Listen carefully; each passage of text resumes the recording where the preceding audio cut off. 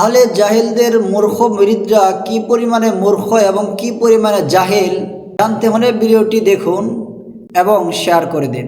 তুমি তো ইউটিউব দেখো, তুমি তো আলেমদের কাছে যাবে না। ইউটিউব দেখে তুমি সহিহ হাদিস অনুসরণ করো, তো তোমার সামনে যখন এই হাদিসটা আসবে তখন তুমি কি করবে? তখন তুমি বলবা যে হুজুর আমি শায়েখের কাছে যাব। ও আচ্ছা, আলেমদের কাছে গেলে সমস্যা, শায়েখের কাছে গেলে আর ঈমান যায় না। আলেমদের কাছে গেলে ঈমান যায়, শায়েখের কাছে গেলে ঈমান যায় না। কোরআনে কারীমের মধ্যে অনেক সময় এক শব্দের অনেকগুলো অর্থ আছে না নাই?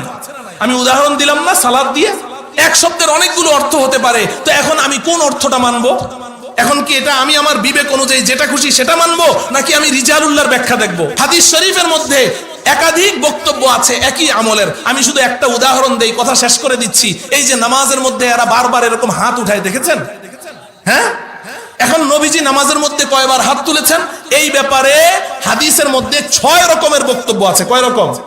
ভালো করে বুঝেন, নবীজির আমল কয় রকম আছে? 6 রকম।